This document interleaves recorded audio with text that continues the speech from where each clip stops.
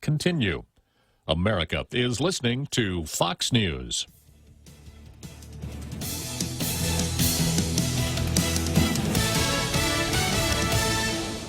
As we stand up to coronavirus by standing back with social distancing, Bank Pacific reminds you that you can come to the bank without going to the bank. Use many of our other delivery platforms like online banking at bankpacific.com, accessing cash at our ATMs, shopping with our debit cards. For businesses, we have secure cash and check drop windows, and we are employing a new smarter mobile app with remote deposit capture in the next few weeks. We're all in this together, and together we will win. Bank Pacific. Brothers but branches, we place roots. Member FDIC. Guam is home to strong and resolved people. As an island, we regularly deal with the destructive forces of nature together. We at Security Title know that when the storm passes, our families and neighbors will join together to clear the debris, to barbecue whatever is thawing in our freezers, and get back to the business of wholeheartedly living our lives. As our island struggles with the effects of the COVID-19 pandemic, let us remember that this too shall pass. When the economy restarts, it might be a good time for a new ride. Paul Eisenstein, publisher and editor-in-chief of the Detroit Bureau covering the auto industry, says when they fire up the assembly lines again, there will be a lot of deals. A month or two after the lockdowns, once the manufacturers feel that the industry is able to continue, that the economy at least isn't going to go through another wave of lockdowns, you're going to see a lot of incentives out there as the industry tries to kickstart sales. Eisenstein says there are deals now too, but with so many out of work, not many people are buying. Gary Baumgarten, Fox News. 6 days after the voting and with the absentee ballot deadline passed, results are in from last week's Wisconsin primary. As expected, both Joe Biden and the president winning in their respective parties. Potentially more interesting, a liberal challenger has ousted a conservative Wisconsin Supreme Court Justice, Jill Karofsky, defeating the incumbent who had the president's endorsement.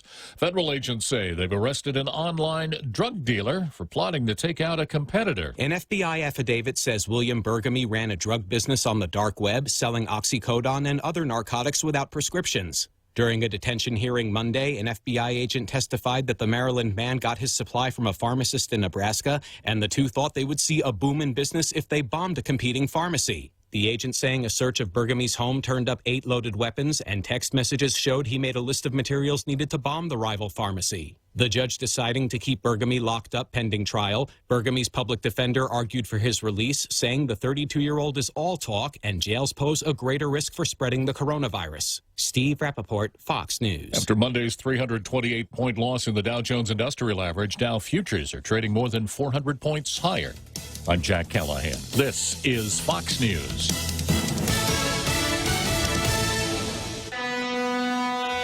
Hafide, this is Kayla from APL Guam. Here at APL, our expertise and extensive network can help you grow your business and reach out to more markets. As a responsible carrier, APL is also committed to a sustainable future, whether it's protecting the environment or investing our efforts in giving back to the community. Our dedicated team in Guam and the U.S. mainland are here to support you. Call 588-4651 or visit apl.com.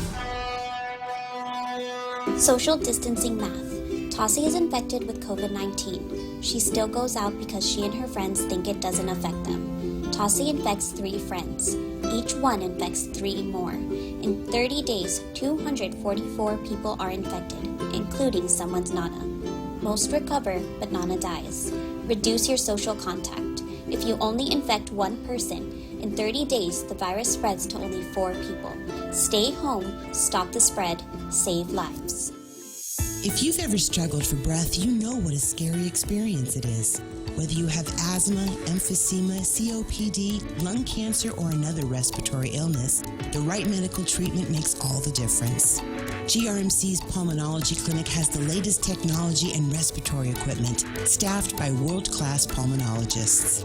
Make an appointment today with GRMC's Pulmonology Clinic and start breathing easier. GRMC, where patients are partners. Tall Tales with Bob Klitzkie is brought to you by Bank Pacific, banking on the Pacific for 65 years. Welcome to Tall Tales with Bob Klitzkie, the only show on talk radio where common sense is a lot more common. Lines are now open at 888-TALK. That's 888-8255. And now, The Point proudly brings you Tall Tales with Senator Bob Klitzkie. A well-regulated militia being necessary to the security of a free state, the right of the people to keep and bear arms shall not be infringed. I can't be too emphatic about that. The right of the people to keep and bear arms shall not be infringed. Thus saith the Second Amendment to the United States Constitution, a document we pay a lot of attention to here on Tall Tales, the United States Constitution. If you are one of our international radio listening audience members, you probably already know a lot about the United States Constitution, because hardly a day goes by that I don't dip into my little book here called the United States Constitution and conduct a short chautauqua on the provisions of that extremely important document. Usually when I do that, I will cue the real Joe Cruz to suggest that you get out your law and order notebooks. Yeah, that means here comes some short legal education, short, easily understood legal education. So we spent a lot of time with the Constitution. We see how the interplay between the U.S. Constitution and politics on the national and local scene. I always try to highlight the correct side of the political spectrum, which is, of course, the conservative side. We have our own vocabulary here on Tall Tales. As an example, this virus that's been going around, I hear people referring to it as the TOVID or MOVID or COVID or something like. It's the Wuhan virus. On Tall Tales, it's the Wuhan virus. And we've all been urged to keep a certain distance from one another, 6 feet. And people refer to this as social distancing. Well, not on Tall Tales. On Tall Tales, we refer to it as physical distancing. You should keep a 6-foot physical distance between yourself and anyone in your immediate vicinity. Now, if you want to do social distancing, that's what you do with a liberal or with a lefty. Do the social distancing there. Do the physical distancing with people in your immediate surroundings. So the first feature here on Tall Tales is called Zemi Ikotni.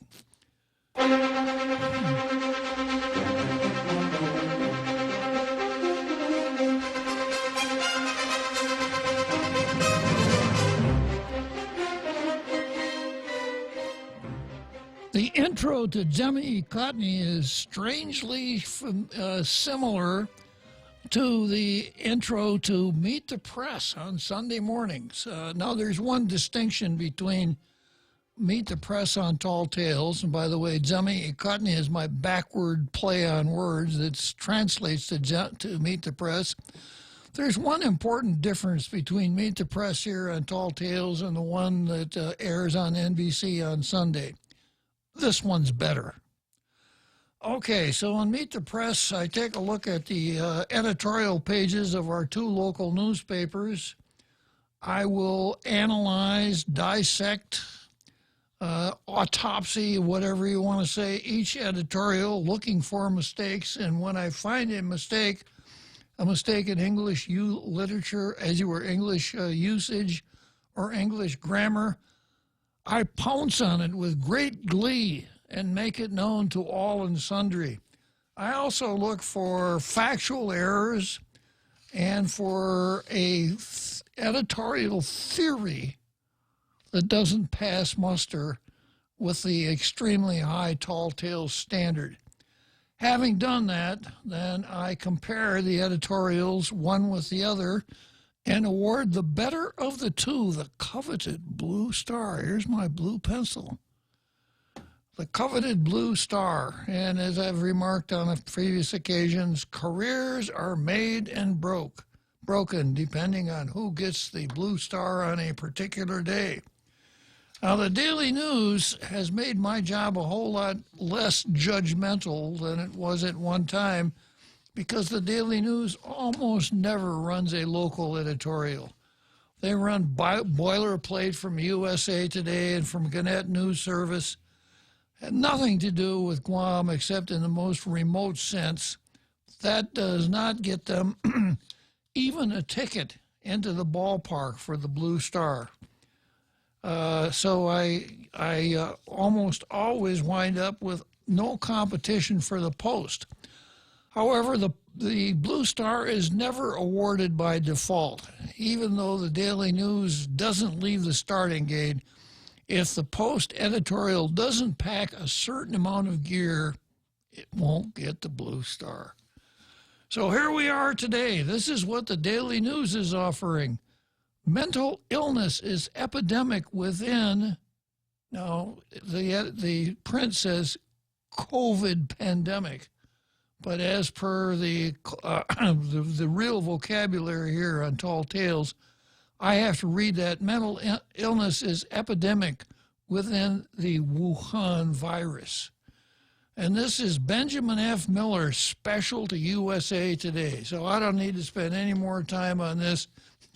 Mental illness, like, the kind of mental illness that causes a writer's block so serious that a newspaper can't do an editorial for weeks on end? Is that what they're talking about? Could be. Okay, so from there we go straight to the Post, and this is what the Post has to say today. People are growing desperate. Keep law enforcement's focus on fighting crime. Based on some Guam residents' experiences with the checkpoints, or as the governor calls them, roadblocks, and I interrupt here for just a second, to instruct the Governor, it doesn't matter what you call them. You could call them hippopotamuses, or perhaps more appropriately, hippopotami, the plural for hippopotamus being hippopotami. So you could call them hippopotami, and it doesn't make any difference. It's not what you call them, it's what they do. One, the roadblocks have given Guam National Guard soldiers and airmen the difficult task of asking drivers questions and telling them to practice, here we go again, social distancing, practice physical distancing while being less than 6 feet away for the conversation to be heard. I'm going to butt in here again. So the lunacy of this whole thing. We have long lines of cars lined up at these checkpoints. There'll be a National Guardsman there, and we got a first-hand report from somebody who went through yesterday. The other Governor, Leon Guerrero, Ken by name, said he went through 3 checkpoints yesterday just to see how they worked.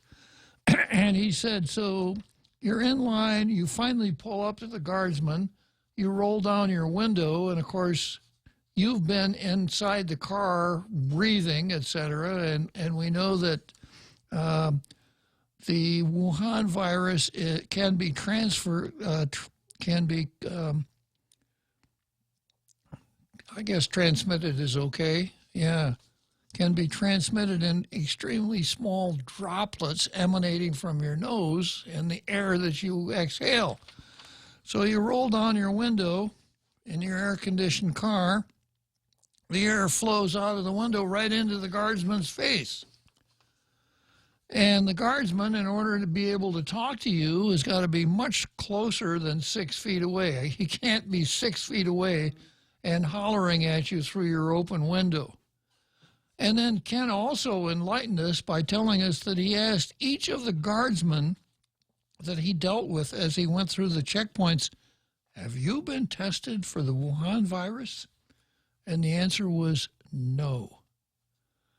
So at each of those checkpoints, then, Ken ran the risk of being exposed to the Wuhan virus himself.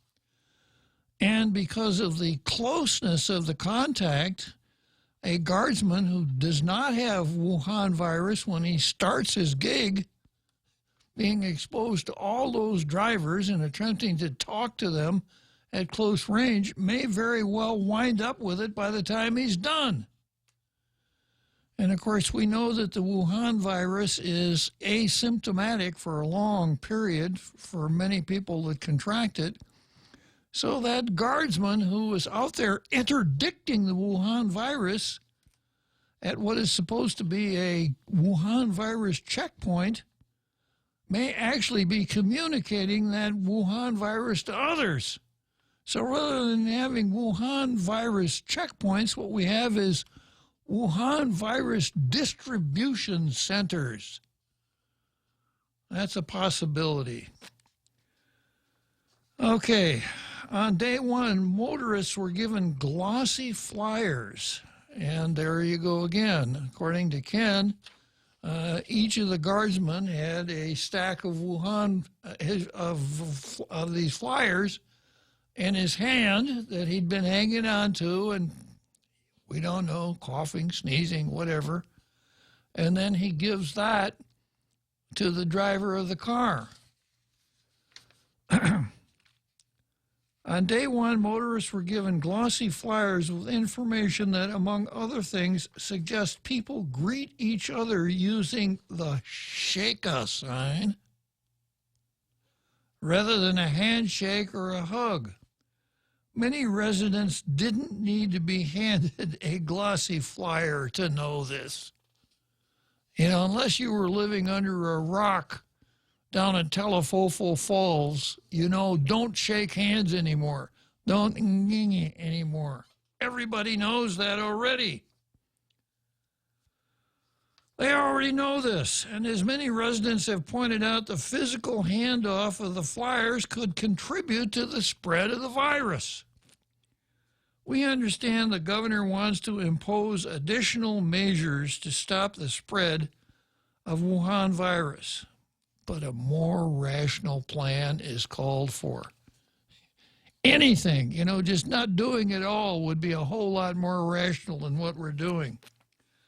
The governor on Monday said she wants the legislature to give her the authority to impose fines so people will follow the physical distancing rules. And I'm going to spend some time on that on the card.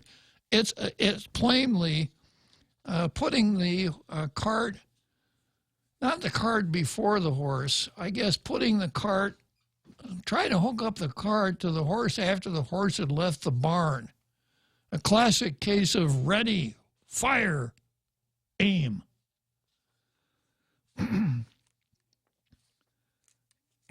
Senators should get on with the discussions on this penalty issue because the public needs to know where lawmakers stand and the reasoning behind their stance. So I'm going to make a prediction here. I looked in my crystal ball, and this is what I came up with. Senators who don't handle those two bills, the two dictator bills, don't handle them properly, will be participating in career-ending events. Because this issue is one of those, it's going to stick around until November. People won't forget sitting in those long, long, silly lines for no reason at all.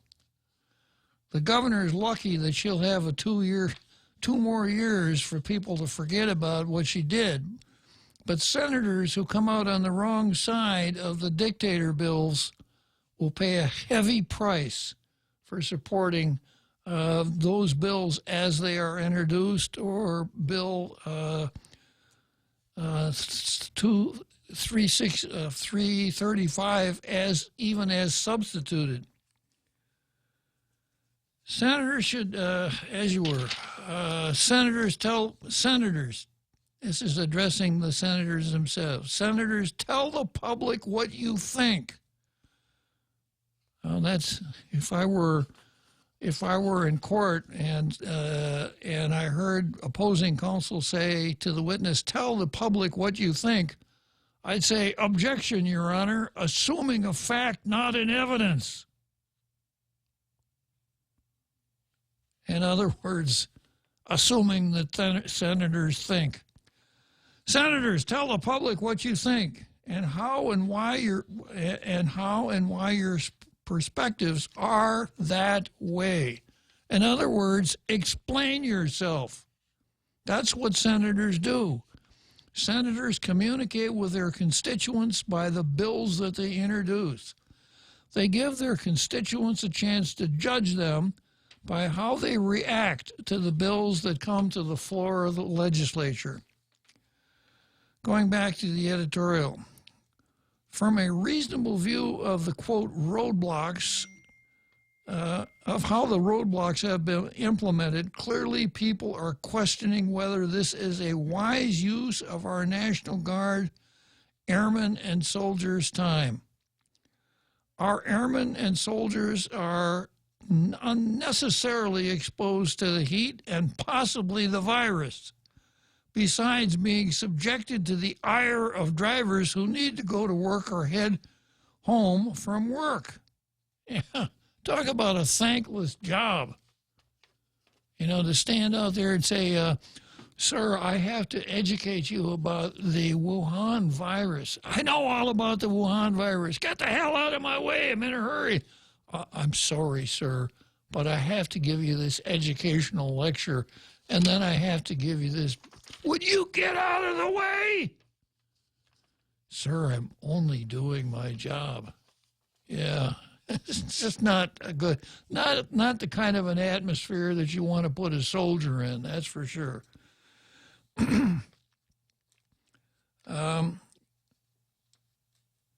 Drivers have been stalled waiting to get through these roadblocks, causing them to unnecessarily burn fuel, money, and time.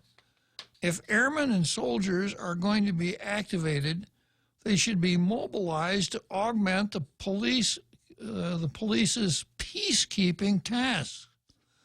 Burglaries and thefts are expected to occur more often as people who don't have money for food and other necessities get desperate.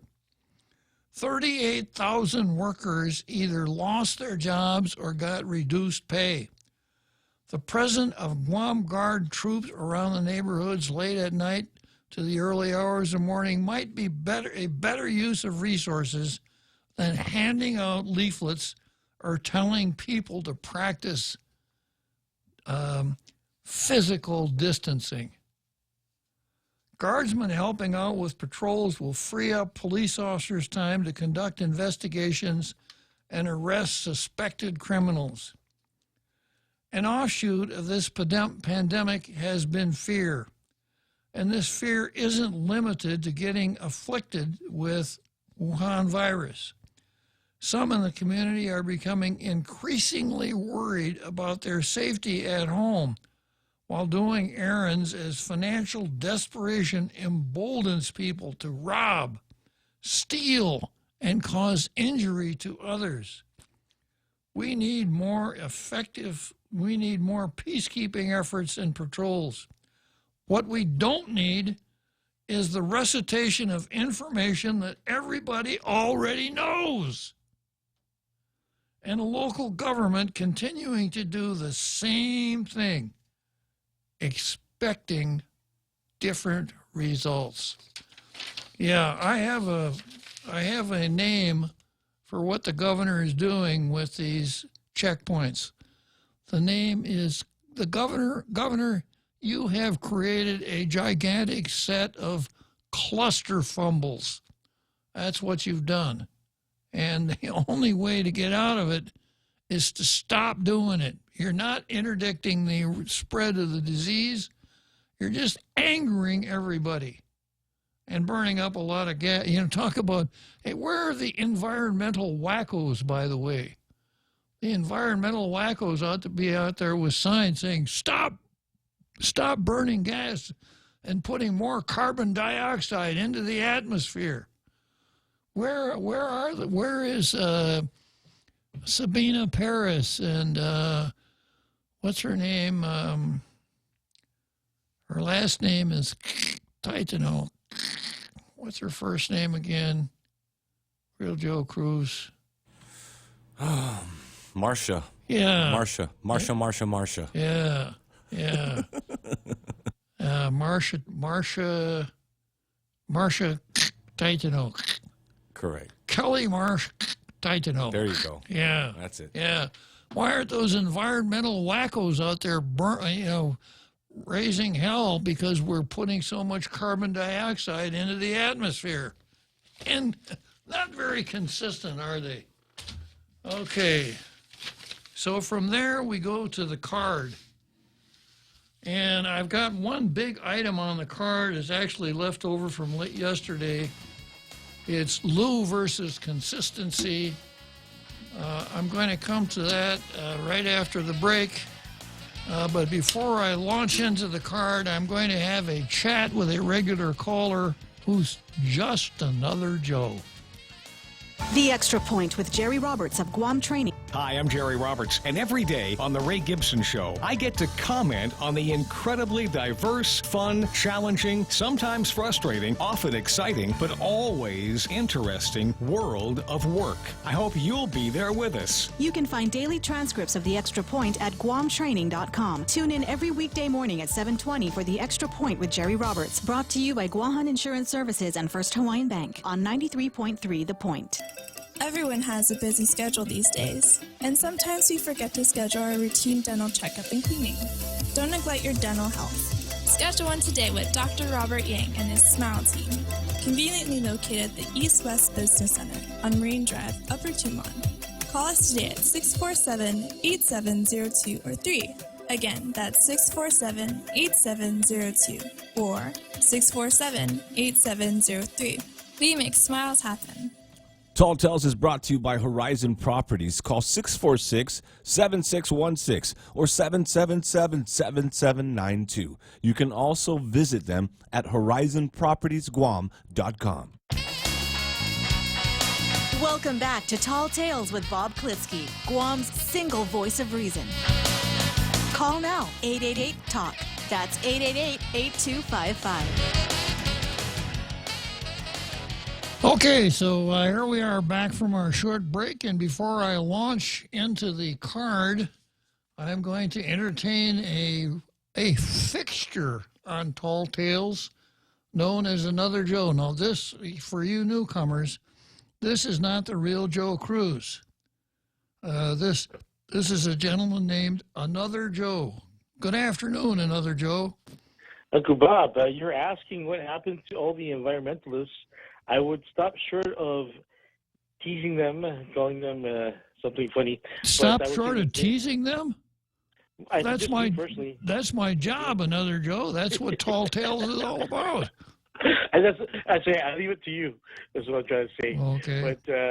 But what has occurred is that there's a restriction. I don't know if it's through executive order or what have you, but I think they will not be issuing burning permits for a while. So that's what I heard, word of mouth. So I'm not sure how that makes sense, because if we're experiencing some dry season and you keep accumulating debris, it will make more sense to burn it off a little at a time than to keep accumulating it. But that's just my perspective, Uncle Bob. But have you not heard of this new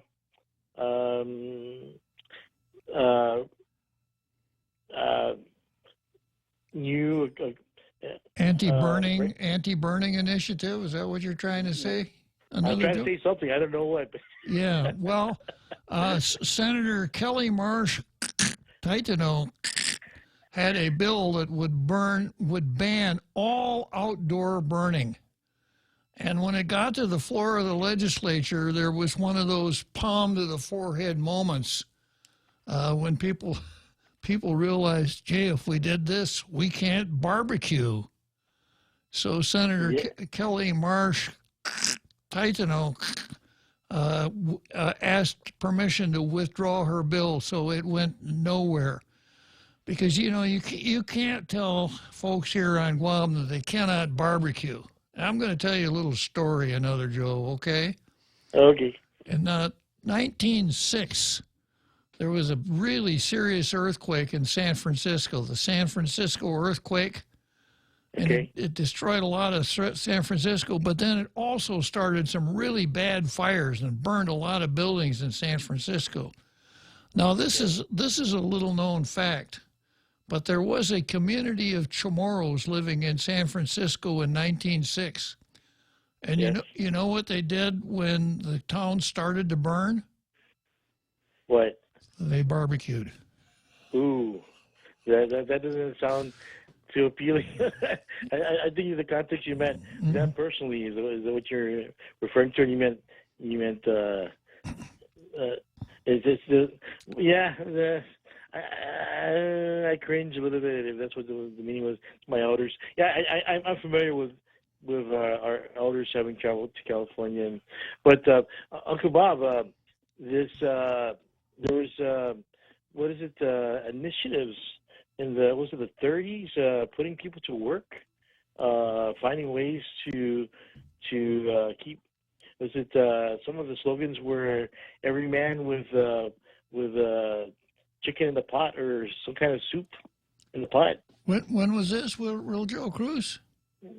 Oh, this would be back when you were a youngling. When you were a youngin. Well, back when I was a kid, the sign of really doing well was chicken every Sunday and a car in every garage. Because when I was a kid, and we didn't have a car. We didn't get a car till I was like 7 years old. So back in the Dust Bowl times. So just having a car was a sign of prosperity, and in those days chicken was a delicacy. We'd have chicken on Sunday. That was a big treat. So we kind of take it for granted nowadays. But that was then. This is now another Joe. So.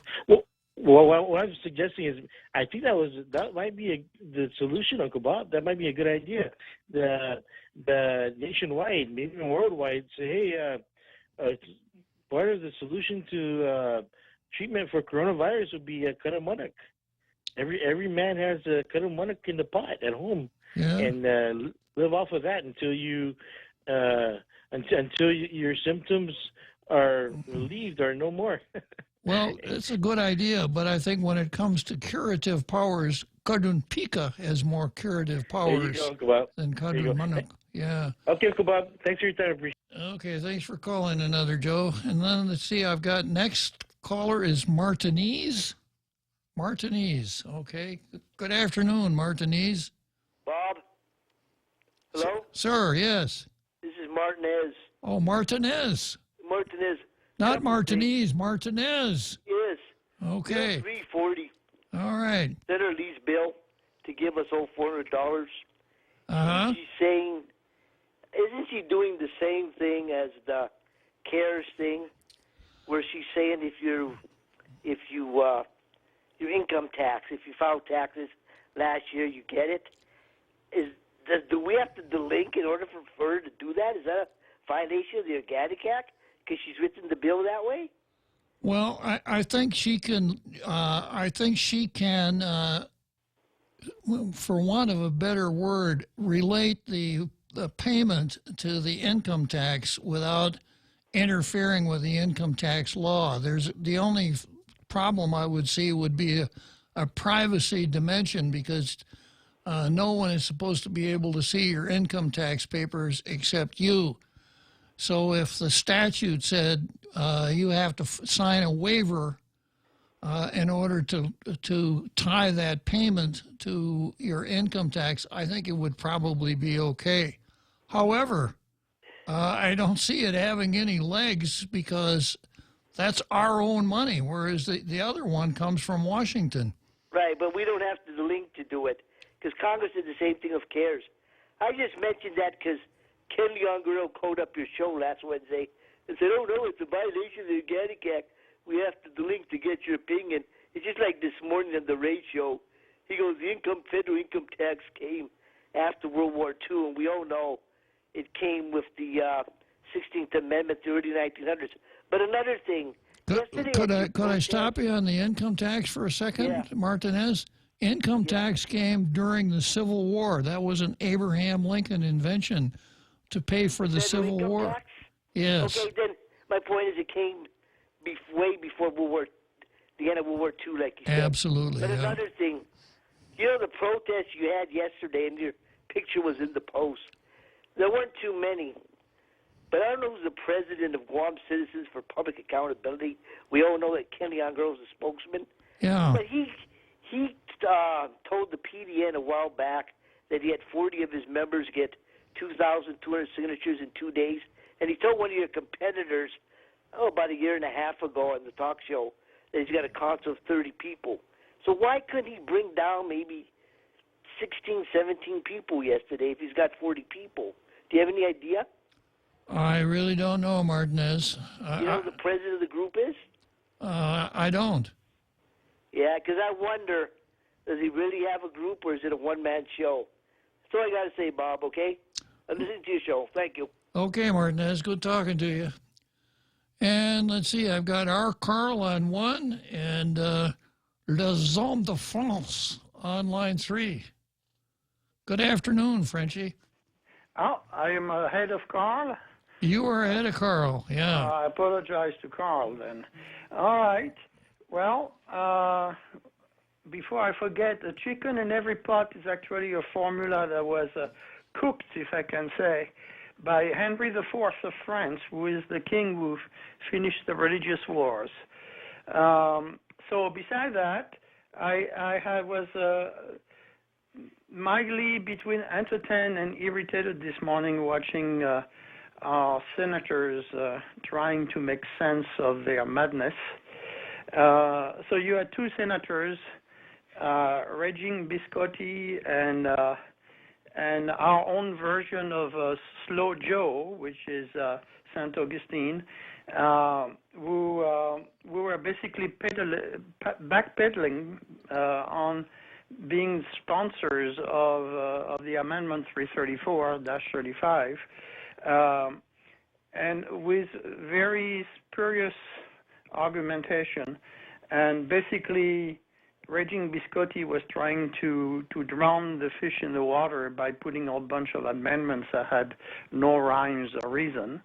Then you had Pedo, who looked like he was in a daze from the beginning to the end. It looks like he had been testing some of the contents of the P.O. box in Jonah, and it was pretty bad. But you didn't give a blue star, or you decided not to give a blue star to the Post today. An oversight. An oversight, that's what I thought. Yeah, here we go. Thanks for reminding me. All right, but it was interesting because I was reading the Post before I read their column, which I think was very interesting because it made a lot of the same points I did in some of the comments regarding some of the incidents that had happened in Harmon, apparently with people breaking windows, breaking into cars, and people being quite shaken by the whole thing. So I had written a little answer in the Post, which is, if I will take a few minutes to read it very quickly. It says, "This is the 800-pound gorilla in the room, while Dagov is using manpower in a useless manner with our checkpoints, which are turning out to be dangerous virus transmission choke points. There is absolutely no one patrolling the streets at night or during the day, for that matter. Reports of wandering packs of young males roving the streets at all hours of the day and night and causing mischief are numerous and for the large part underreported, if at all. It amounts to the brewing of a perfect storm, which could very much end up with a violent loss of life. Instead of having useless checkpoints, the Gov should create teams of National Guardsmen, team with at least one police officer to enforce the rule of the existing law in the neighborhoods. It would reassure the law-abiding citizens and create respect among those who don't show any. And that was the point I was making, which basically was along the same line that their column today. Great minds often travel similar paths, Frenchie. Yeah. But it was kind of interesting to see how the whole thing was working this morning at the Senate. You know, I have a new name for Kelly Marsh. I call her Kelly Marsh Ceausescu. Because Romania. she really is totally out of touch. I mean, you know, it shows you that social studies will never make up for history studies, and you might have a PhD, but it doesn't amount to much. It's very disheartening to see that most of our senators don't understand the U.S. Constitution or even our organic act here on the island, and they have no clue. I mean, some of the people that intervened to defend the governor had stupid arguments that, you know, if you were doing this in an A-grade essay, you would get an F. It's just amazing. And, you know, why would you give special powers to a governor that cannot operate 2 swimming pools, and which so far has made all the wrong moves? Early March, she was advertising in Korea that we had several layers of defense against the virus and inviting people to come over to the island. I mean, it's the same people that let a group of Chinese tourists come in 6 hours before the President Trump's orders not to let Chinese in. And, you know, they are totally inept. And you know, they are making noise in order to make us forget how inept they are. And so far, they haven't done any moves. You know, yesterday, the governor of the CNMI just received 20,000 tests for the Wuhan virus. We still have less than 1,000 here on Guam, and we have no plan to do anything about testing more people. So what's going on? You know, it's just, they're just making a lot of noise. They're trying to pass very bad legislation. And I agree with you that come in November, there will be hell to pay for all that thing. And the governor might be safe with another 2 years, but there might be a recall against her because, frankly, she is very much over her head. She hasn't done one good thing so far.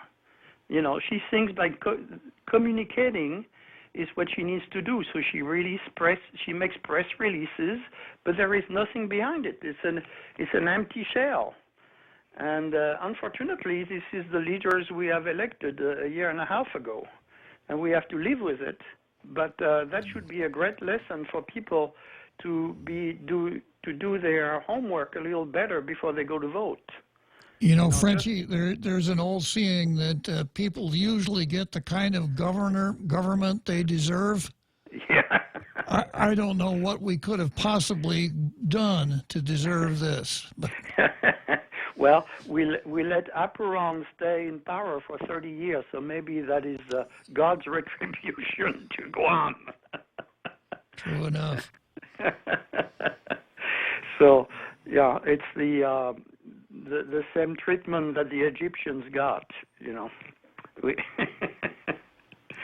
So, well, that were my 2 cents on the situation right now, and I think it's going to get worse before it gets better, because right now we don't have many people with common sense. Well, Sleepy Joe and Raging Biscotti looks like they're backpedaling, even though they are doing it in an awkward manner.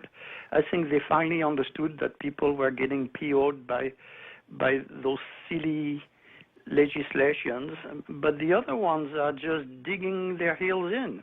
You know, the speaker made all kind of arguments from protecting the kids and the grandkids. It sounded like Pelosi trying to convince people to do the wrong thing for the right reason. And, of course, she didn't even miss the Mamamco. She almost had tears in her eyes when she talked about the Mamamcos. Of course, that's obligatory, Frenchie. Yeah. Obligatory. I mean, talk about pandering. This was the worst pandering I've seen in a long time. Anyhow, I'll let Carl give us his 2 cents as well. Well, thanks for the report, Frenchie. We always appreciate your calls. Yeah, thank you. You're welcome. Thank you for giving us some time. Okay. Bye-bye.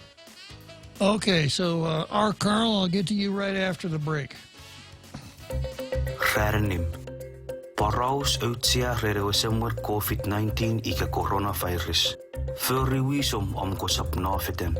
Kopo betsökkyn, kopo liveriböts, me kopo wannefits. Toa seria ravas pura kökyra, tsöydaan isemmun. Esa porkotsu ike tsuffegen. Esa porkapong, esa porfarropats ike kareffigen iri arabas. Kiits sipon nautiunarim.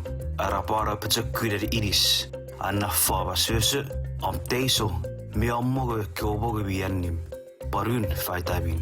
Arapara rivöts, kopo kyky vattapa ravas. Toruboom murira warto sirireri veirisin. Kosa vattapa vesom, potum me avum. Torufitsipom meia kiattaporajan. Ei paraus, aitto seri atski office manielu, Macquarie Resource Center, Mekkosteserin, Choice Broadcasting. Tall Tales with Bob Klitzkie is brought to you by Security Title, providing solutions for complex real estate transactions.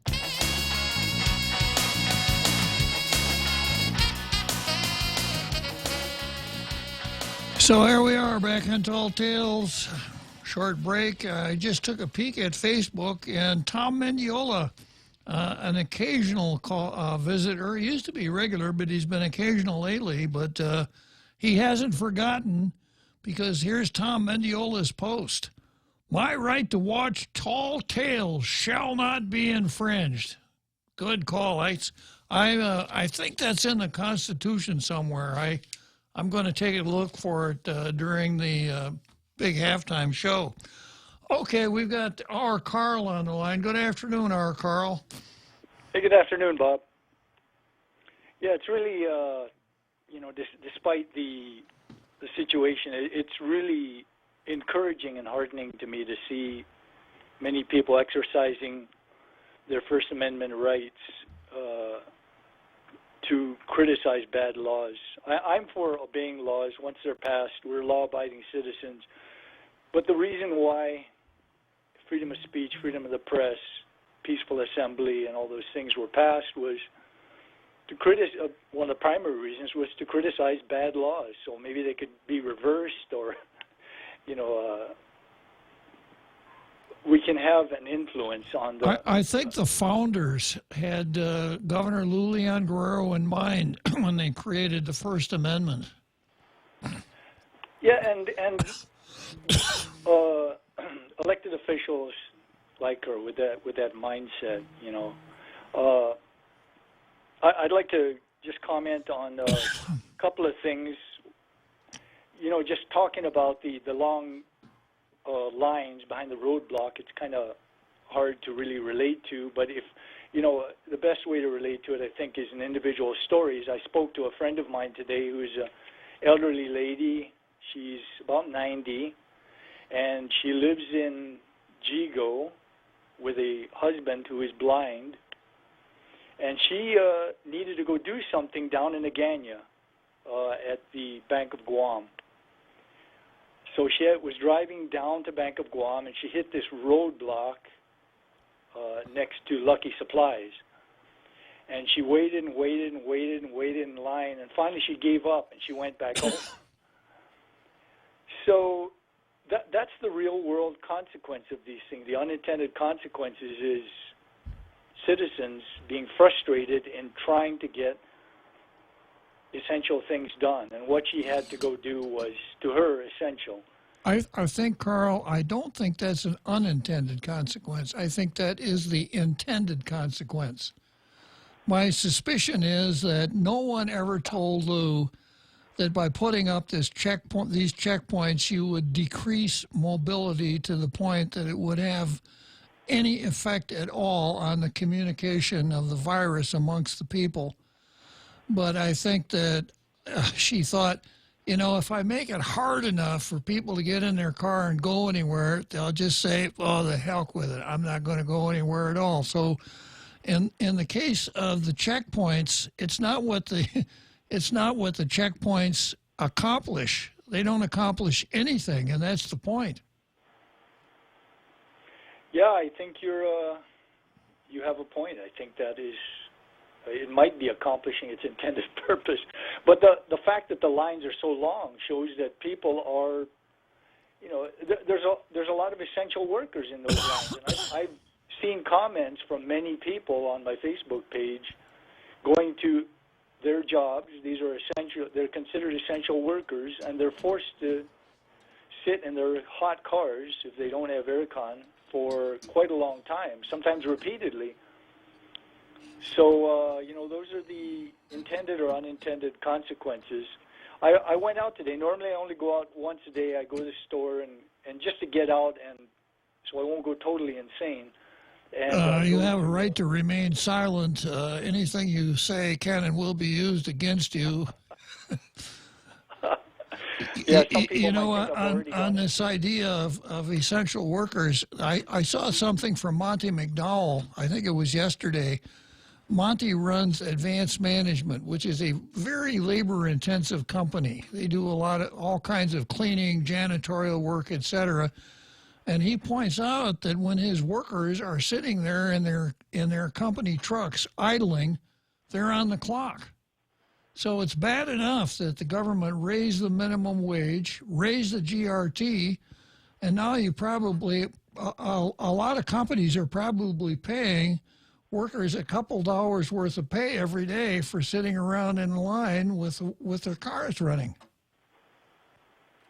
Yeah, if not more. And when you multiply that by all the essential workers that are forced to sit in cars idling, you know, not being productive, yeah, that really adds up, especially given the economic situation.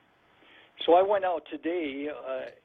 One of those rare times when I went out a second time. I went out. Well, I haven't done my essential trip to the supermarket, but I went out a first time, and I went to Kmart. I hadn't been there in weeks, and it was like a ghost town. So I was walking, you know, through the store to try to get what I needed to get. I couldn't because they were all basically almost completely out of it. It was a paper product. And I saw aisle after aisle after aisle after aisle of so-called non-essential merchandise. Greeting cards were basically criminalized. It's a criminal act for Kmart to sell me a greeting card or for me to buy a greeting card. Yeah, and Mother's Day's coming up too, Carl. We're going to be in a bad situation here in Guam. Yeah, so they've criminalized these innocent acts. Now, if I'm already in the store, you know, and if my brother, mother, father, sister, whatever, you know, has a birthday, and I'd like to buy them a card, they've made it a criminal act to buy someone that I care for a greeting card.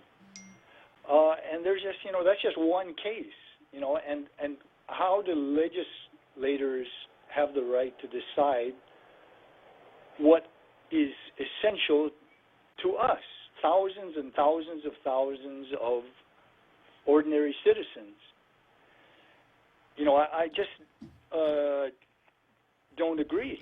Well, you know, of course, I didn't reach over and grab a card. I'm not going to break the law, but I just found it. You see, what we have here is just a short preview of socialism, where central planners decide what you can and can't buy instead of allowing the market to determine what you can and can't buy and how much you'll pay for it. So, you know, if you like the way the government is performing now, you'll love socialism. Where's Bernie Sanders? Maybe we could get Bernie to come out here and work in Lou's cabinet, since he didn't have anything else to do.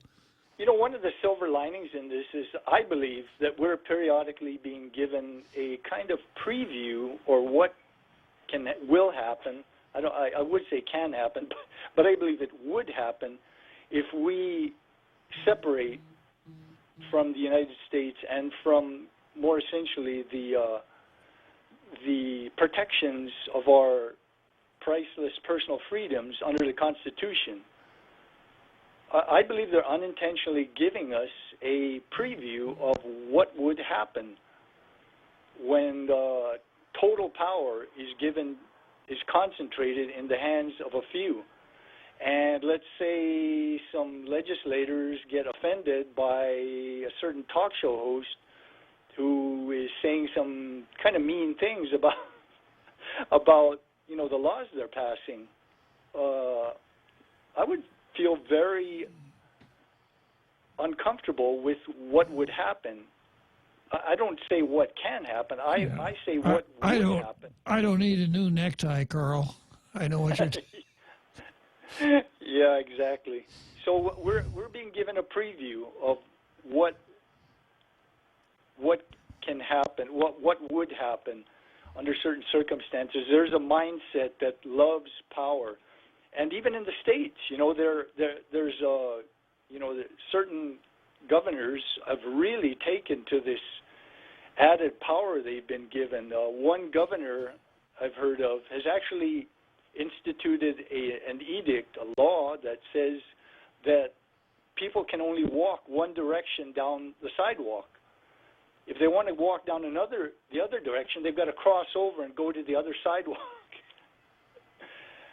And just mind-boggling things like that. The governor of Virginia has put in place lockdown until I think it was June 10th.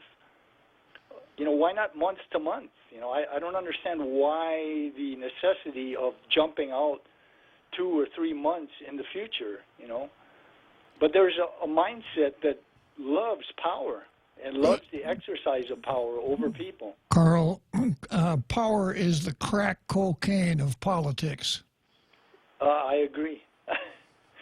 Anyway, Bob, thank you for allowing me to chime in, add my 2 bits, and I do appreciate it. Thank you. Always glad to have you calling in, Carl. I've got Jesse on the line here, and I've got our big halftime show coming up, Jesse, so I'll put you on right after the halftime show if you want to hang on or if you want to call back after the halftime show. Very interested in your remarks, so please stay with us.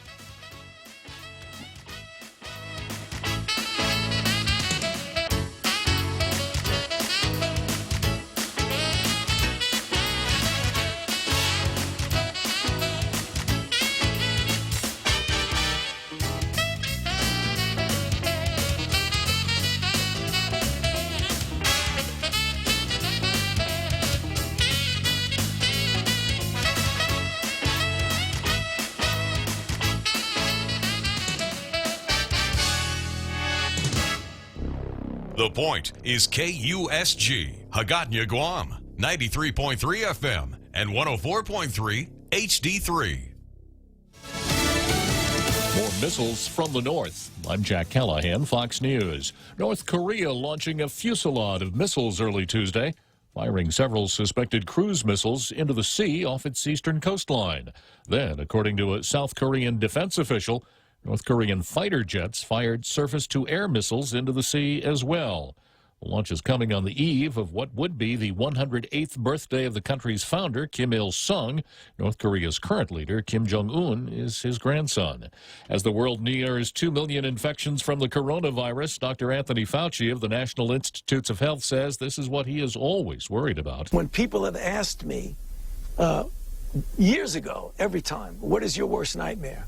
I say that. I say it's a respiratory illness, likely one that's brand new and jumping from an animal, that has a high degree of transmissibility. Dr. Fauci in an appearance on C-SPAN. At the American epicenter of the outbreak, New York's Governor Andrew Cuomo says he believes they have reached a plateau, hoping soon the death rate in his state will start falling. He and the governors of 6 other northeastern states working together on a plan to lift restrictions. Everyone is very anxious to get out of the house, get back to work, get the economy moving. Everyone agrees with that. What the art form is going to be here is doing that smartly and doing that productively and doing that in a coordinated way. The governors of California, Washington, and Oregon with a similar agreement. The White House about to announce the makeup of a federal council to chart plans to put the country back to work. My administration's plan and corresponding guidelines will give the American people the confidence they need to begin returning to normal life. The president contends the final decision on when that happens rests with him. America is listening to Fox News. Guam is home to strong and resolved people. As an island, we regularly deal with the destructive forces of nature together. We at Security Title know that when the storm passes, our families and neighbors will join together to clear the debris, to barbecue whatever is thawing in our freezers, and get back to the business of wholeheartedly living our lives. As our island struggles with the effects of the COVID-19 pandemic, let us remember that this too shall pass. As we stand up to coronavirus by standing back with social distancing, Bank Pacific reminds you that you can come to the bank without going to the bank. Use many of our other delivery platforms like online banking at bankpacific.com, accessing cash at our ATMs, shopping with our debit cards. For businesses, we have secure cash and check drop windows, and we are employing a new smarter mobile app with remote deposit capture in the next few weeks. We're all in this together, and together we will win. Bank Pacific. For others but branches, we place roots. Member FDIC.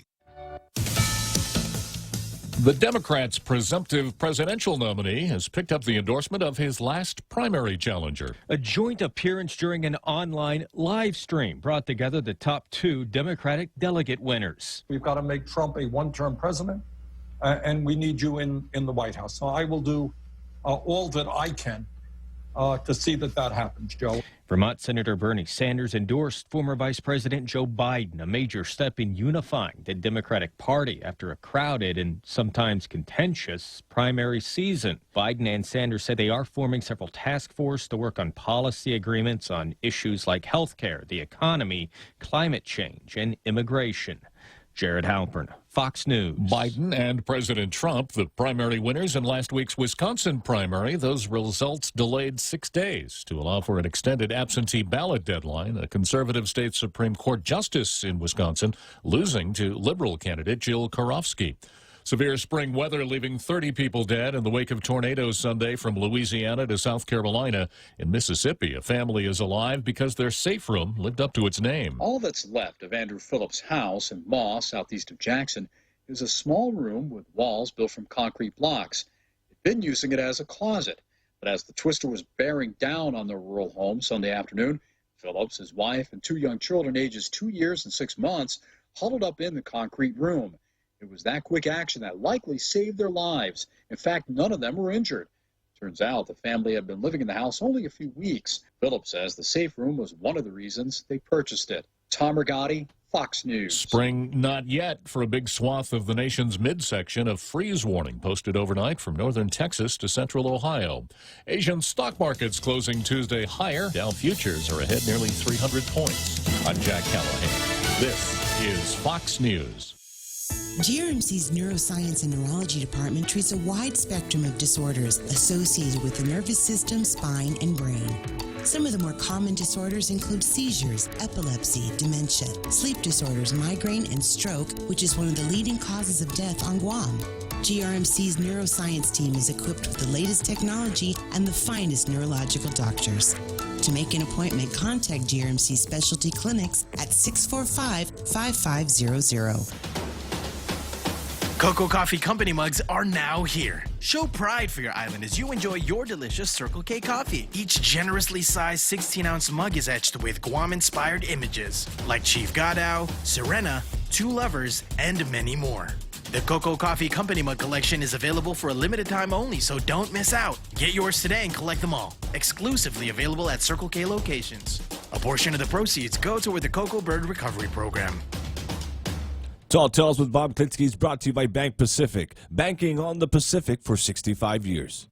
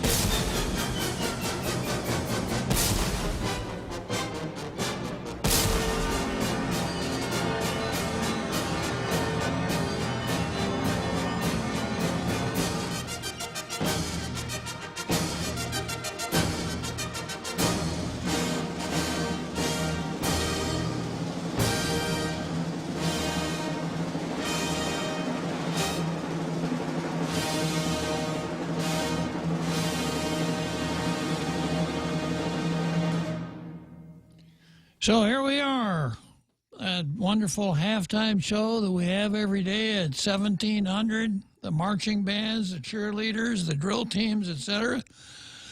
So we now enter the second half of Tall Tales. Excuse me, and I'm going to kick off the second half with one of our regulars, Jesse. Good afternoon, Jesse. Good afternoon, Bob. That halftime show that takes me back to being in band and everything, and it's pretty cool. But I just wanted to say, how we're saying these checkpoints don't make sense, right?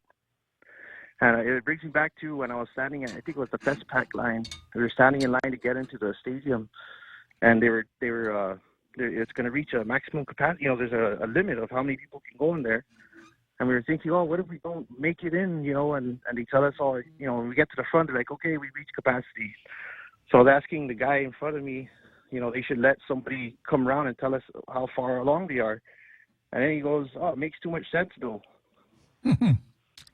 Yeah, that's always a problem, Jesse. Yeah. So again, with this thing, I mean, I guess it but like you said, I mean, I guess it's an idea, right? And obviously, it's turning out to be a poorly planned. They put it into action, and it's obviously poorly planned and everything. But it was an idea and a possible solution. But I just want to ask you more on like the TSA, these checkpoints, DUI checkpoints, stuff like that.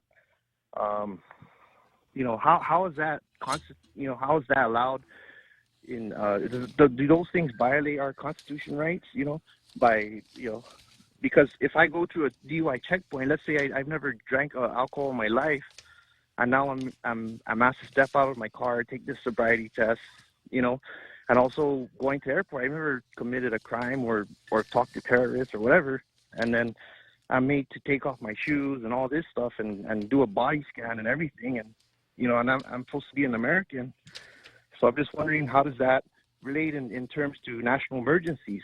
And then also, I want to go back into history where tomorrow the people of Guam also dealt with essential and what's essential and non-essential when Roosevelt put a ban on civilian travel to Guam from 1950 all the way to 1962.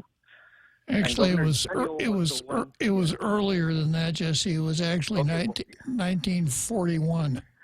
Oh, 40. Okay, well, since that time, so you're talking almost 20 years between the till that travel ban was lifted, or to that clearance was lifted, and they used the word security there, and I really feel that although I don't like these things that these checkpoints and these stay-at-home things, I think the main focus here is security. But I just wanted to get your thoughts on that because the safety of others when people's actions, people's irresponsible actions hurt people that are being responsible, and all that stuff. But so that's what I just wanted to call in and see what you have to say about that. Okay, well, let's start out with DWI checkpoints, Jesse. Okay. And DWI checkpoints do have a constitutional dimension because the Fourth Amendment to the U.S. Constitution says the right of the people to be secure in their persons, houses, papers, and effects against unreasonable searches and seizures shall not be violated. So when a law enforcement person stops you, that's a seizure. No matter how short that stop is, it's still a seizure. Mm-hmm. So then the focus turns to the word unreasonable. So unreasonable seizures are unconstitutional. So with respect to the DWI checkpoints, the rule is this, that there has to be a reasonable state purpose in order to stop you. And the reasonable state purpose there, the U.S. Supreme Court said, is the cracking down on the danger created by drunk drivers. Mm-hmm. And so that's the reasonable state purpose. The means to deal with that, to enact that reasonable state purpose, must be the least restrictive available, which means that a DWI checkpoint has to be very brief, maybe 2 minutes or 3 minutes. They can't, if they make you wait in line for 10 or 15 minutes, then it becomes unreasonable. So you could see that these coronavirus, as it were, Wuhan virus checkpoints are clearly unreasonable when they hold people up for an hour, even if you were to concede that there's a good reason to do it, and that the good reason is the least restrictive means available. It's just too long. Now with TSA. And the inspections to board airplanes. I'm not real clear on that. I haven't researched it, but I would suspect that it's the same principles applied. The same rationale there. And I can hold out some hope for you, Jesse, on the taking off your shoes and going through all that rigmarole. When you turn 75, you don't have to do that anymore. Oh shoot! Okay, and I can't come soon enough. So just hang on, and you're going to make it. Hopefully. Yeah. And then as far as what used to be referred to as the security clearance for Guam, that was put in place in 1940 by FDR, and the reason that he did it was that the Japanese mandate was all of the Mariana Islands, which the Japanese had fortified in violation of a treaty. The United States pretty much knew that war clouds were gathering, so they restricted the ocean area around Guam and also the entry into Guam. That lasted, through the war. Then after the war, and I talked about this the other day, after the war, after 1949, the United States established a facility in Saipan called the Naval Technical Training Unit. And that was on what we now call Capitol Hill. The Naval Technical Training Unit was actually a front for the Central Intelligence Agency.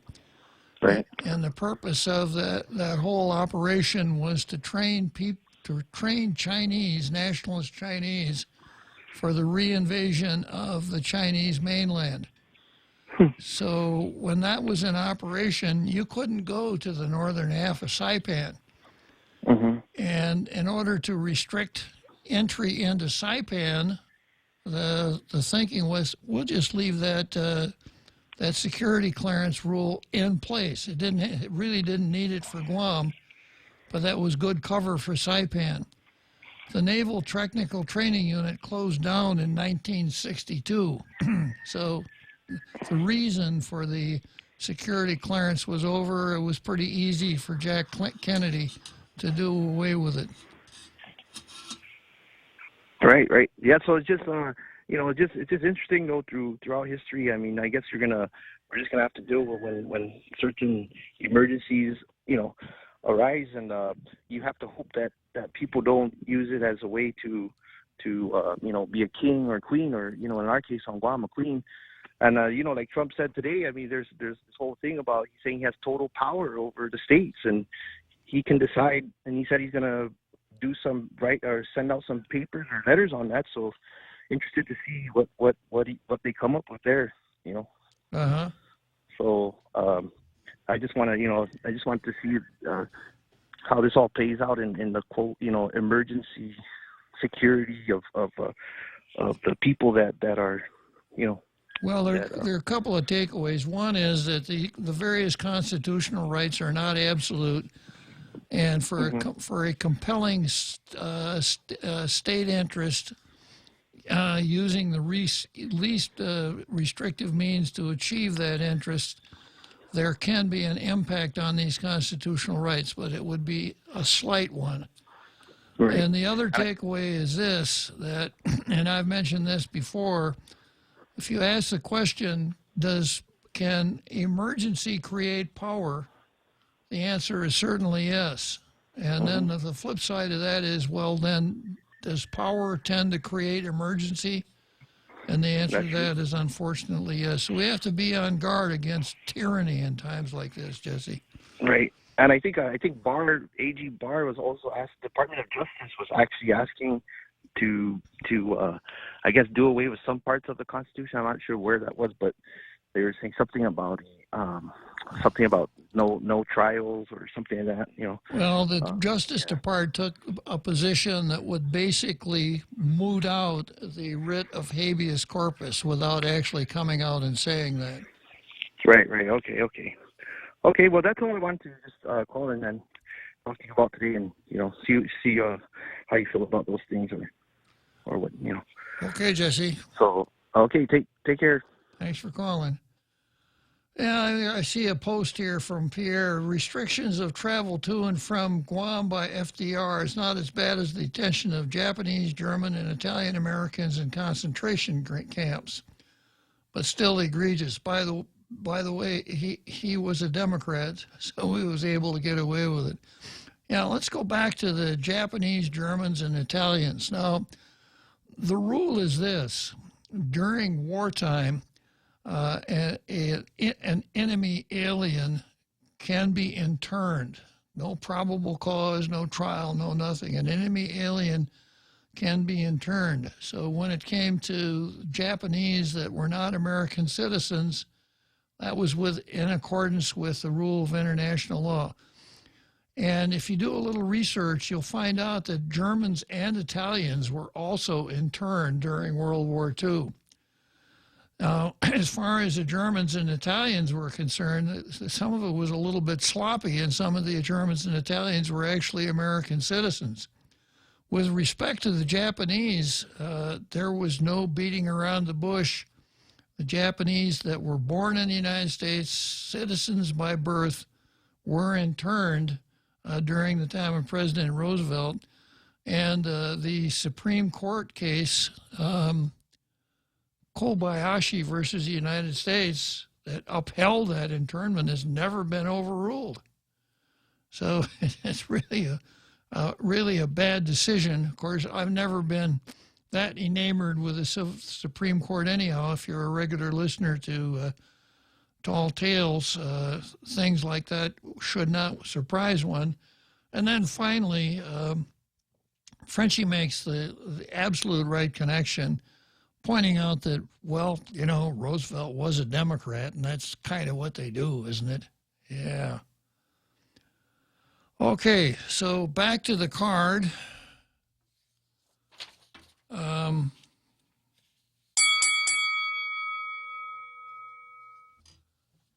And I've got just one big item on the card, Lou versus consistency. And I'm going to start out with a letter to the editor that ran in the Post as you were in the Daily News on Sunday. Now, it was actually not a letter to the editor. The Daily News runs something called Sunday Forum, and they list an issue every week. This is the Sunday Forum issue. Please send a letter. We'll publish it. And it used to be a pretty nice deal, because the way the Daily News did it was if you came down to the Daily News at noon on a Thursday, the editorial page editor would meet with you and anyone else who was interested in the topic. They'd have some really good sandwiches for lunch and chips and pop, complimentary. So you'd spend about an hour and 15 minutes hashing out the issue, the object trying to be to see if you could persuade the editorial page editor to go your way on the issue, so that you were not only able to submit your own piece, but if it worked right, the editorial policy of the paper would track what you wanted to have done. So it worked really well, but like so many other things, they don't do it that way. No more meetings, no more lunches, and interest in the Sunday Forum it's dropped off to the point where the Daily News doesn't even put their own piece in their Sunday Forum. So this last Sunday, there was only one editor, one op-ed in the Sunday Forum, and that was from Michelle Armenta, the president of the Vigilance Committee. I'm going to spend some time on this because it touches on a lot of topics. And the headline is, Governor must be transparent with Wuhan virus measures. The governor can show that the strict Wuhan virus measures she put in place are needed by being open, transparent, and consistent. Open, transparent, and consistent.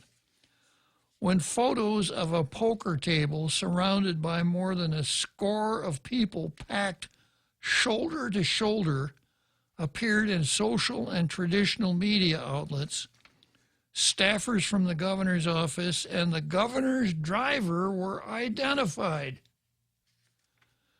Janela Carrera, the governor's director of communications, was asked if the employees would be disciplined.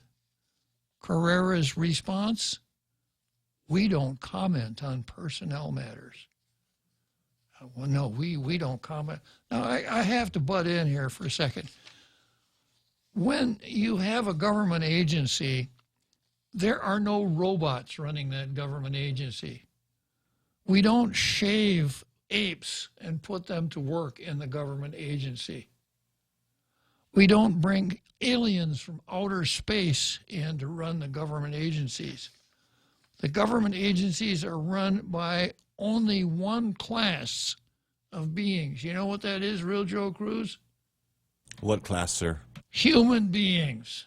I see. Yeah, that's the only thing that we run government agencies with. So when she says we don't comment on personnel matters, what she's saying is we're not going to tell you anything about a government agency because, well, you know, that's people in there. We don't talk about people. When she say we don't comment on personnel matters, that's people. So an extremely egregious violation of what the governor says is so important that she's wasting everybody's time. I suspect that there are people out there in our international radio listening audience that since Saturday have wasted several hours in the governor's lines up to the checkpoints. So when people from the governor's office and the governor's driver are violating her physical distance policy, one would think that the governor or her spokesperson would have a lot to say about that. But this is what Janela Carrera is, the director of communications for Governor Lilian Guerrero. Now, maybe that title needs to be reformed. Maybe it's not the director of communications. Maybe it's the director of miscommunications. Or better yet, the director of non-communication. We don't comment on personnel matters. You know, now if the governor wanted to send a really strong signal and she wanted us to really believe that she's really invested in this physical distancing policy that she says is so important that she's wasting our time with us, what she would have done, she would have fired all of those people on her staff. And she would have put their names in the paper. I fired X, Y, and Z because they didn't comport with my physical distancing policies. And if she had done that, now there would have been, you know, there'd have been this guy over here in the Lazy Boy who would have said, well, those people, they have families and they got mortgages and, you know, that whole spin. But had the governor done that, we would have known that she's really serious about what she's talking about. But when the governor's mouthpiece comes out and says, we don't discuss personnel, then she might as well run up a flag and say, this is for you peons out there to sit in those lines, but for us, we're not going to do that, okay? That's basically what she's saying. So Short of that, she could have come out and said, I will take serious disciplinary action concerning those people on my staff. And they're not classified employees. They're at-will employees. They don't have Civil Service Commission protection. They're at-will employees. She could have said that. And she could have said, I've got a new driver. And I sent my driver back to the police department carrying a very strongly worded letter to the chief of police. That would have been okay. But to say, don't bother me with these silly questions. We don't discuss personnel. We don't comment on personnel matters.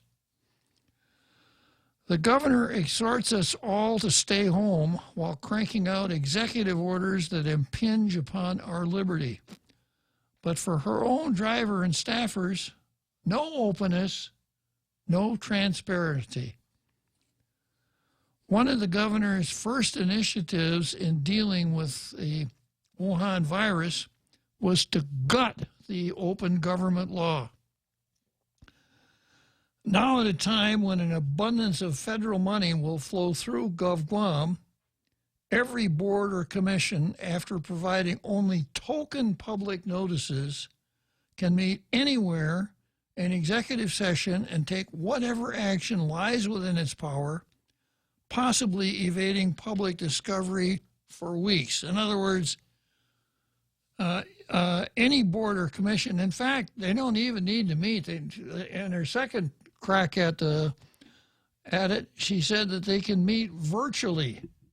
So they could just sit down with their computers and they could decide to give Angel Sablon a raise up to $200,000 if they so desired.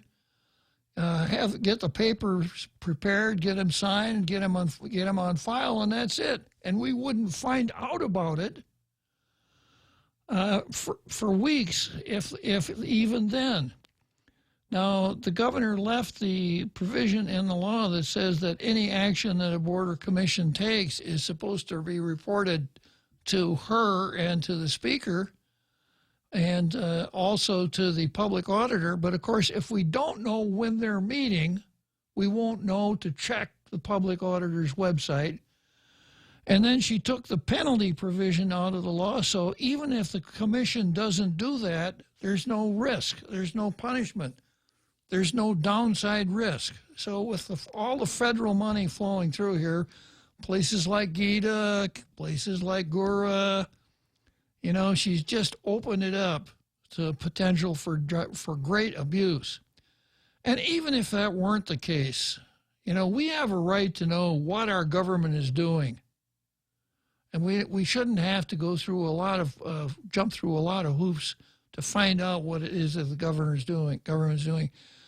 And boards and commissions have shown that they can do this.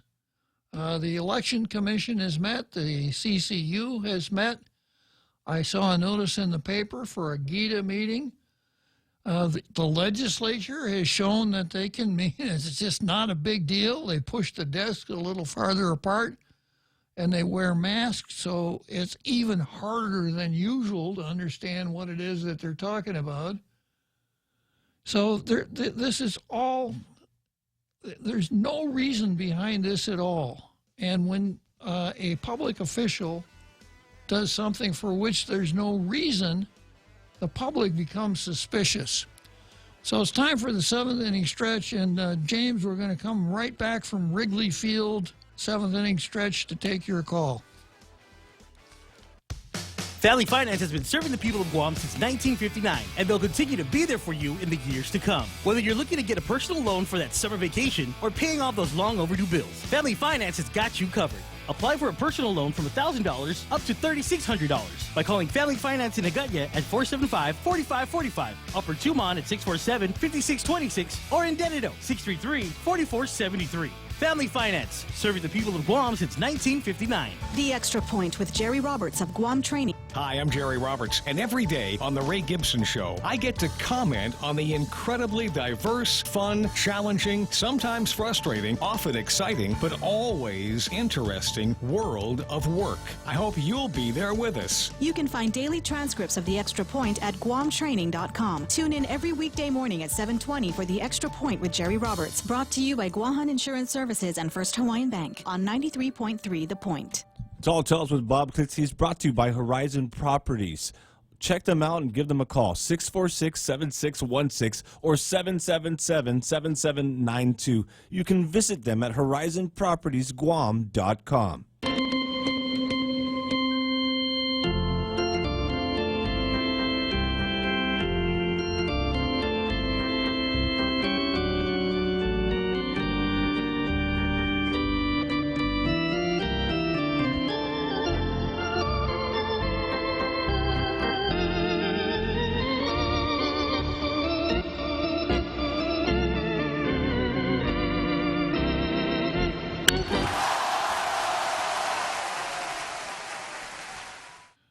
So, James, here we are back from Wrigley Field, and what can you tell me this afternoon? Well, I got caught in one of the checkpoints you were talking about. Uh-huh. And I didn't see a GPD officer. They're not saying there wasn't. There might have been. Hey, James, can you turn your radio off? I'm getting an echo. Stand by one. Okay, there we go. Okay. Anyway, there might have been a GPD officer, but I didn't see it. But it appeared to be staffed predominantly by our guard members. And I have the utmost respect for law enforcement and for our guard members. And the young lady who approached my window, a private, not going to mention any names, I could tell that she had a really bad time with the driver of the car in front of me because it took a little longer than usual, and I could see the hands flailing and, all that kind of stuff. And she said, sir, I don't know if you're aware or not, but she said, under the governor's executive emergency order, this road is closed. Can I ask, what is your name and what is your business and why are you driving? And I can understand the first response to come back and maybe be a little on the Yankee side, but I'd like to remind everybody that our law enforcement officers and especially our guard members who get called out are not responsible for this. Okay, this is 100% our governor and the administration. And keep your cool with the guard members and the police officers. They're just doing what they're told to do. Whether we think it's right, wrong, or an infringement of our rights is a little bit beside the point, as we used to say during this field contact interview, okay? And my response to the private was, private, with all due respect, and I do have the most respect, I said, I would appreciate it if you would pass a note up the chain to your CO and to our governor that I'm not in Yugoslavia, I'm not in East Germany, I'm not in Uzbekistan, I'm not in El Salvador. I'm in the United States of America, and she hasn't earned the right to ask me all of these questions, to just drive down the road. And I could have just said, I'm going to get water, and I could have pointed at the 4 empty water containers in my back seat. I could have handed her the prescription from Rexall Drugs for my 86-year-old mom who lives in Manilao and said, she's out of this and I have to refill her heart medication. But my response was, just tell the governor that she hasn't earned the right to question me, ask me for my travel documents, my travel papers, and my letter of authorization to go about my daily business for essential things that need to be done. And I said, and then I pointed at the bag of prescriptions laying in my front seat, and she just smiled and she waved and she said, sir, carry on. And I said, roger that. Well, people that are trying to do the right thing are doing the right thing. You want to have a curfew and keep everybody at home after 8:30, 9 o'clock at night, that's great. I don't have a problem with that because you probably don't need to be out during this period of time anyway.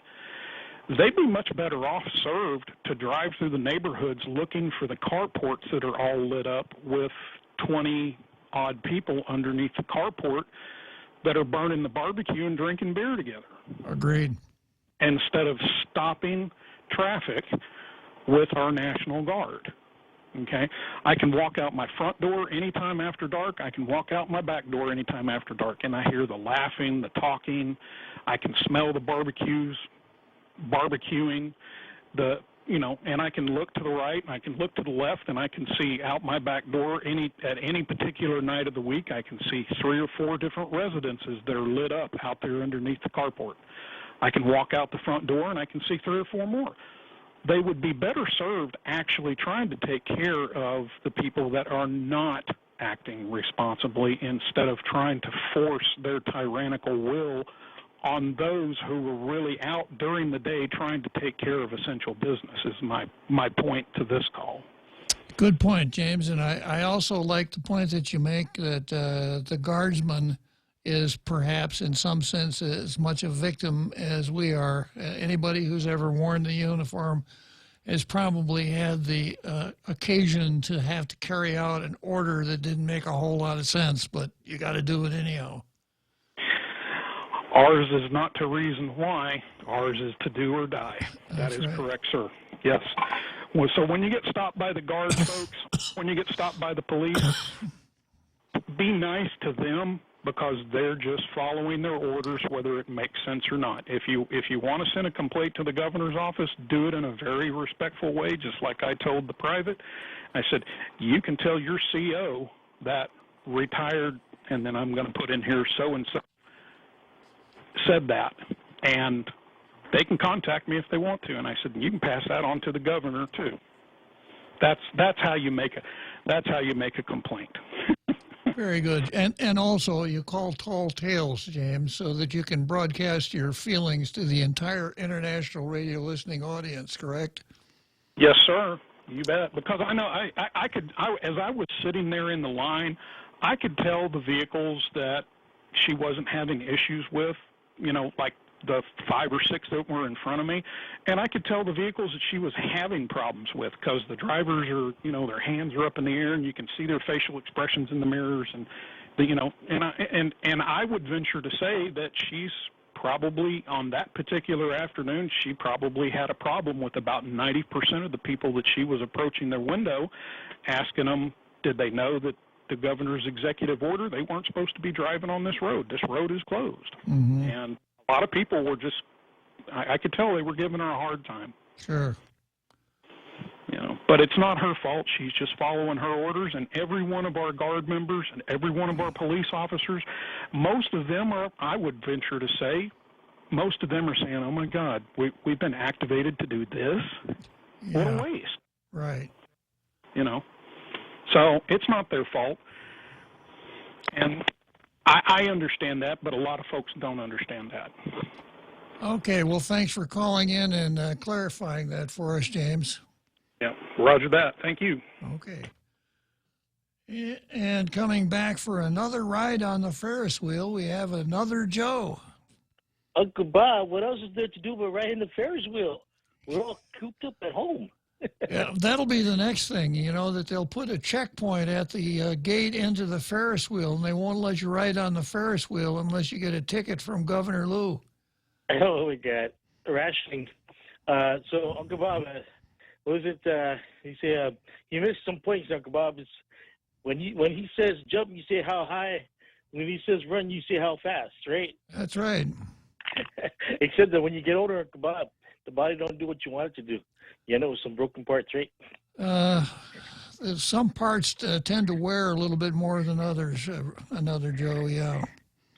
And the other point is he suggested going around and do spot checks around the island at houses full of dozens of people barbecuing. I would suggest that would become quite that for Uncle Bob, I can already foresee paddy wagons being brought out. I don't even know we have paddy wagons.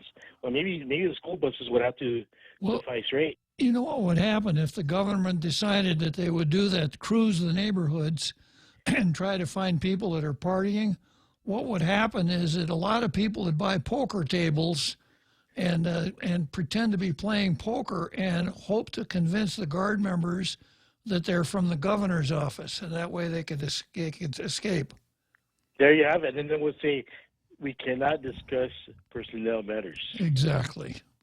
But the last point I want to make, Uncle Bob, is unfortunately, I will also have to bring up that it's almost guaranteed, because, we're all only human, that a good number of those people who would be called to question for having, as you said, garages full of people barbecuing, I would guess that a good number of them would be from good neighbors with the in the compact countries. So then the question would be: do they enforce the agreement with these countries, and would some of them have to be sent back to their country because they're not abiding by the executive orders? Yeah, they're not. What have you? They're not abiding by the diktats of the dictators. So yeah, they should be deported. I got your point. Okay, come on. Thanks for your time. Appreciate it. Okay, another Joe. Let's see. Oh, I hung up on the wrong line, didn't I? Oh, I got Keith. Can you get Keith back on? Sorry, Keith, I pushed the wrong button. Let's have Keith call back here. Here he comes. I can just answer it, real Joe Cruz.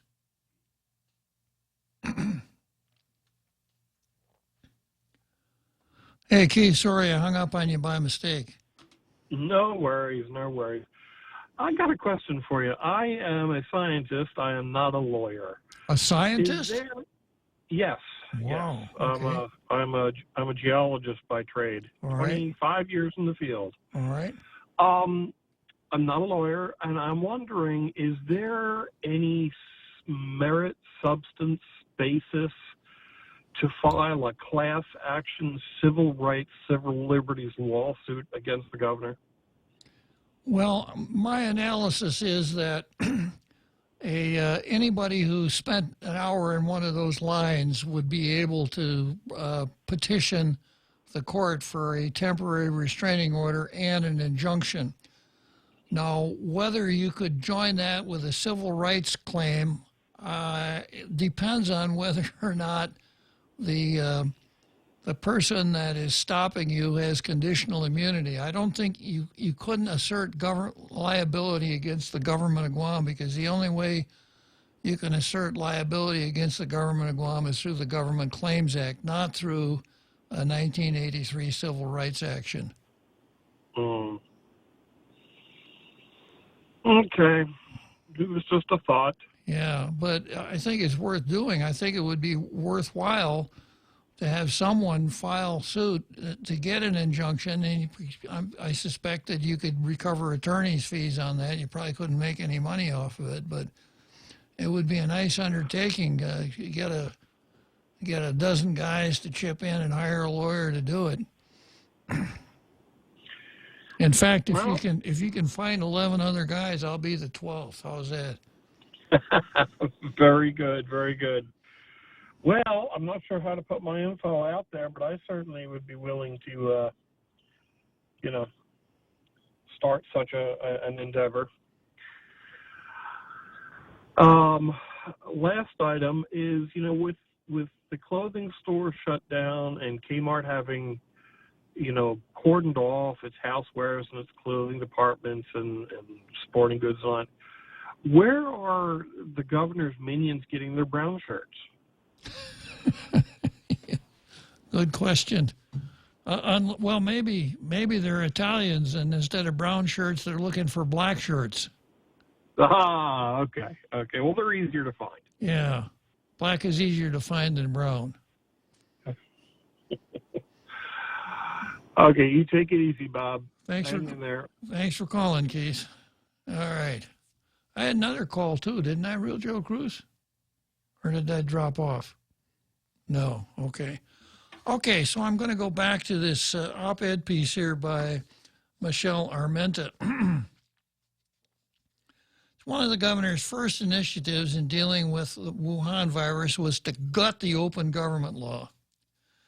And then going on to the next paragraph, the Vigilance Committee's stated purpose is to require compliance with the open government law and the Sunshine Reform Act by public officials and government representatives, and to promote ways to improve the dissemination and disclosure of information to the general public, including but not limited to the following: detecting violations, causing the enforcement thereof, and working on the strengthening the laws of disclosure on all fronts. That's what the Vigilance Committee is all about. Michelle's the president. The next part of the op-ed piece. As part of our mission, I sent a Sunshine Act demand for public records to the governor on March 25. The purpose of the demand was to put the governor on her proofs. That is, what was her authority to gut the open government law? To date, the governor has not provided an answer. March 25, and today is April 14. It's supposed to be a 4-day turnaround on Sunshine Act requests. Instead of citing her authority, the governor stalled. Instead of a responsible action, the governor's director of communications, where have I heard that name before, that word before? The governor's director of non-communications proffered a document dump and nickel-dimed us by insisting on a receipt from the treasurer in the amount of $1.58 to be presented to her at Adeloop. So, in other words, yeah, we got this stack of papers here, but in order for you to get them, you got to pay $1.58. And the way you do that is you go to the ITC building, to the only open treasurer's office, and you give them $1.58. They'll give you a receipt. Then you bring that receipt down to Adeloop, and then I'll give you these papers. So, little sarcasm here. Thus, in furtherance of the governor's, quote, stay home entreaty, a trip to the treasurer at the ITC building, then to Adeloop, was required. Transparency. Consistency would require that your staffers not send citizens on fool's errands to obtain that which they have a right to. Consistency would require that your staffers comply with the same rules you impose on the public and not be shielded by a cavalier response of, we don't comment on personnel matters.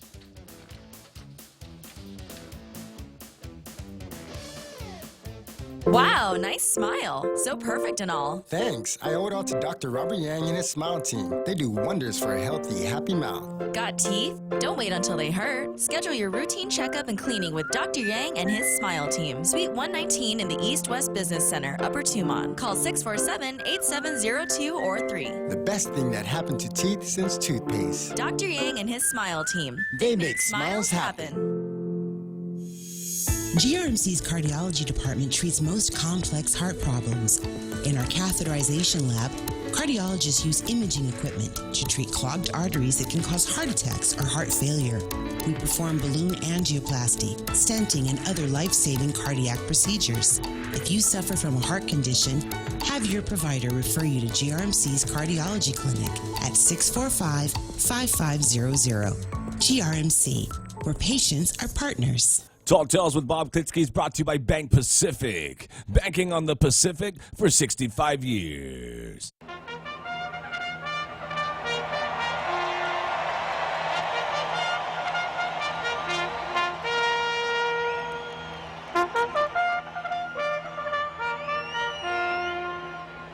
So here we are, Louisville, Kentucky, Kentucky Derby country, Churchill Downs. There's nobody in the racetrack, nobody in the grandstand. Louisville is a ghost town, all because of the Wuhan virus. So I'm just finishing up here in this op-ed piece by Michelle Armenta, the president of the Vigilance Committee, and the governor's lack of transparency, openness, and consistency. And I look out of the corner of my eye, and Elena Garcia says, "Why are we not quarantining the block where someone tests positive? I saw that some of the states are doing quarantining for that block. We're not mentioning the name by that." So not mentioning names, another lack of consistency here. One of the governor's minions mentioned that the Iglesia Ni Cristo Church was the source of some Wuhan virus positive people, one of the bingo parlors, some people that went to a golf tournament. She had no problem saying that, but then she comes out and says, yeah, and two other sources were two medical clinics, but we're not going to mention the names of them because they're private businesses. Well, how silly can you get? You don't mind mentioning the name of a church. You don't mind mentioning the name of a bingo parlor, which is a private business. But when it comes to two medical clinics, we're not going to mention that. Again, I have a suspicion that the reason we're not mentioning that is because these are good people.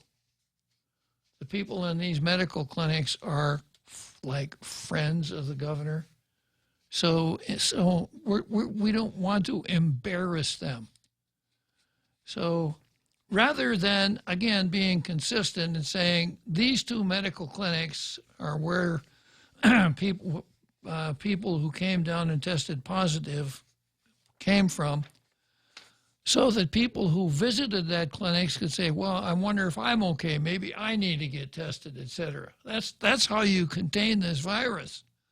But if your thought process is we only mention the names if they're not close to us, or if we got some BS excuse like, oh, we don't talk about personnel. So, Governor, you got a long way to go. Even if I thought your checkpoints were a good idea, which I don't. This lack of consistency, this gross hypocrisy is not going to further your purposes. People are going to say, why should I have, what do we have, two different kinds of folks here? Those that have to obey the rules and those that don't have to obey the rules. That Ray likes to use the term tin pot dictator. I prefer the name tin horn dictator, but I suspect there's little difference between a tin pot dictator and a tin horn dictator. And that's exactly what it looks like we're dealing with.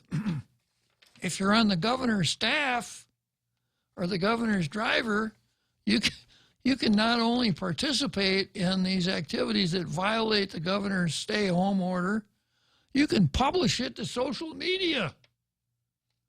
And the only thing that's going to happen to you is the governor's going to spokesman's going to say, we don't comment on personnel matters. Not a very good sign. So then the next thing that Michelle did when she could see that she wasn't getting anywhere with the governor, Michelle copies me in on all of these things because she copies in the media, and I guess they consider me as part of the media, which it's okay. I'll take the copies, but I don't hold myself out as being part of the media. If you tool into tall tales, don't expect an objective overview of what's going on. What you get is my opinion. So who would ever want to waste his time on an objective view of what's going on when he could have my opinion? Right, Real Joe Cruz? Yes, sir. Isn't that what you always say? A little louder, please. Sir, yes, sir. That's better. Okay, we got another Joe back for his third ride on the merry-go-round. Hello, another Joe. Look about, make it real fast. Did I hear you say that someone was seeking documents, information, copies or something, and that it would not be released by the governor's office unless $1.58 was paid to the Treasurer of Guam office at the ITC building. And then the receipt for that payment taken down to Adelup. That's exactly what I said. And who were the documents for? For Michelle Armenta, the president of the Vigilance Committee. And what she was looking for was the governor's authority to gut the open government law. So I hope I'm not overstepping in any way, Uncle Bob, by saying, hey, all you Tall Nation members, anyone with $1.58 to spare, go over to the ITC building and to the Treasurer Guam's office, pay the $1.58 so that Michelle can cover the cost of the whatever the copies, and so that Miss Armenta can get the copies over at Adelup, because at the very least it's going to make it for some very entertaining. I want to say editorial, but I'm not sure if it's editorial on the radio. Opinions from Uncle Bob here. So that's what the key word here, another Joe. The key word begins with P, and it's petty. How petty can you get? Michelle says, I want to see the public documents that show that you have the authority to gut the open government law. And her director of non-communication writes back and says, okay, but you got to give me, I need $1.58 to pay for the copies. And in order to do that, you've got to go up to the ITC building, pay the money, get a receipt, and take it down to Adelup. How petty. Yeah, I agree. And you know what, Uncle Bob, I think I would personally try to pay that $1.58 just to hear what information comes from it. Hey, thanks, Uncle Bob. Appreciate it. Okay, well, here we are, the end of another perfect day here on Tall Tales, the top-rated afternoon FM talk show in the Western Pacific. The real Joe Cruz and I will be back again tomorrow afternoon at 4 o'clock, 1600. See you then.